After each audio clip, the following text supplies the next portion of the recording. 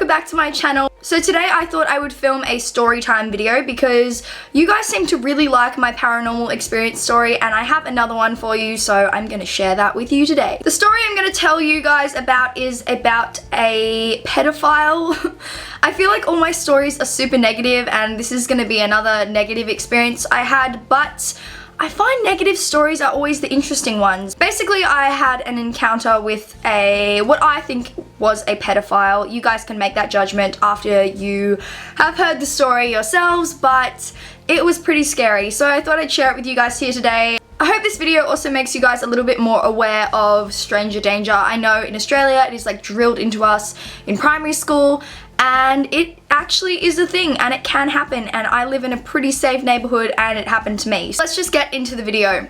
So basically I was 12 years old and I was in grade 6 of primary school, and I was at my house in summer. It was very hot outside and I was with two friends. One of them had just moved here from America and she was very overdeveloped. She was already boy crazy, let's just put it that way. She was physically looked a lot older than she was, and she was mentally a lot more ahead than my other friend and I were, because we were only 12 years old. And we spent the afternoon swimming in my pool, and then my mum asked us, could you please go walk the dogs down to the oval? And there's an oval about 2 roads from my house. It is still the same oval, it is still 2 roads from my house. I still live in the same house as when this whole little thing happened. And we were like, yeah, sure, we'll walk the dogs.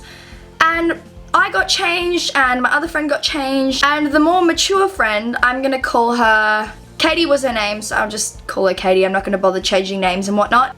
She said, this is my new Playboy bikini and I really wanna wear it down to the oval. And I said to her, Katie, I don't know if that's very safe, like I think that's a bad idea. And she said, why is that a bad idea? And I just said, stranger danger, you know, that's a bit revealing. And she was like, okay, fine, I'll put some shorts on, but I'm leaving the bikini top on because it's new and I love it and I want to wear it. She was like, it's so hot outside, I just want to wear my bikini, we're only going down to the oval, I'll be fine, there's no such thing as stranger danger, this area is so safe. And I was like, okay, that's your choice, you do what you want, we'll go walk the dogs. And yeah. So we went down to the oval, and when we got there, there weren't that many people at the oval, but there was one man who stood out to me, and I very clearly remember what he looked like and what he wore. He was wearing these bright blue running shorts, like a black singlet, and he had like salt and peppery hair, so he looked about, I want to say late 50s, maybe early 60s, and he was running laps around the oval. We were at the oval for about half an hour, then we decided, oh, let's walk home, it's getting a bit dark. And we crossed the road and started, itchy nose. And we crossed the road and we started walking back to my house, which was only 2 roads away. It was really not that far. Then we noticed that he crossed the road as well. And initially we didn't think anything of it. We were walking and he was kind of walking behind us. He was a couple of meters behind us. And then I just had this really weird gut feeling. And I said to the girls, I think this man is following us. Let's jog and see if he speeds up his pace. So we started jogging. What do you know? He starts walking faster. Then I really started freaking out. I started tearing up. I got really shaky. My legs felt like jelly. I knew he was following us. And so we started running, and then he started running, and I looked over my shoulder and I just remember him like running fairly quickly behind us. I was crying at this point. My friend who I was with was also crying. And Katie actually made a very stupid comment, and she said, oh my gosh, he's following us, it must mean we're hot. And she was laughing, and like, she was like, oh, it must mean we're good looking, blah, blah, blah, blah, blah, and like laughing. And I was like, Katie, like, this is a dangerous situation. We could die. I know that sounds a bit extreme, but we didn't know what could happen, and we were only 12 years old. So we ran, and then I don't know what happened at this point. I think he got distracted. I don't know if a car went past. The whole experience is a bit blurred because my adrenaline had kicked in, but he got very distracted, and we were at a corner and we turned left into the corner, and for some reason he dropped behind a little bit. We turned into this other road and we ran down it, and he hadn't made it to that road yet. So we ran into the first person's garage we saw. This is really stressful even telling the story. The house we ran into, they had a garage door and it was open, but there were no cars there. We tried to ring the doorbell really quickly, but no one was answering, so we just ran and hid in their garage. I really don't know why they'd have their garage door open if no one was home, but they did, and we hid in there. At this point, I was really, really scared. I was crying. The other girl was crying. Katie had finally come to her senses that this was a dangerous situation. Bloody Katie, it took her a while. And we waited it out for about 10 minutes, and then we walked outside of their garage and into their driveway, and we saw he was right at the end of the street. It was a really long, straight, flat street, and he was right at the end, still running.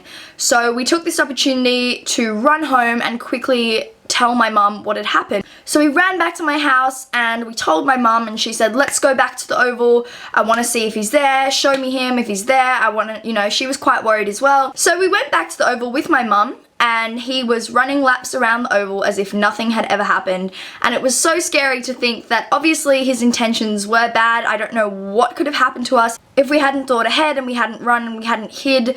I really don't know what could have happened. The weirdest thing was that he left the Oval in a white van, very typical pedophile, I know. And he was with another lady, which was what stunned me the most. I don't know why he was with another lady, but they left together, and it was just bizarre. It was a really weird situation, and I wanted to make a video explaining the story because it's quite an intense story, and I thought you guys would find it somewhat interesting, maybe, I don't know. But basically, to sum it up, what I want to say is just be careful. I live in a relatively safe neighborhood. There's not a lot of crime. I haven't really been put in any dangerous situations where I live, and I never thought that something like this would happen in my neighborhood. So all I want to say, a take-home message, just be careful, have your wits about you, and stay safe. Most importantly, do not wear a Playboy bikini out in public to ovals with strange men. So that's my video today. I hope you guys enjoyed it. If you did, please give it a thumbs up because it So that's it for today. I hope you guys enjoyed this little story time video. If you like these sort of videos, give it a thumbs up because it does help me out a lot. And I would love to know if you guys have experienced anything similar or have any little scary stories to tell me. So pop them down in the comments below if you want to share them. And if you haven't already, feel free to click that subscribe button because I would love to be your friend. I hope you're all having a wonderful day, and I will see you in my next video. Bye! Oh, I just got lipstick on my finger.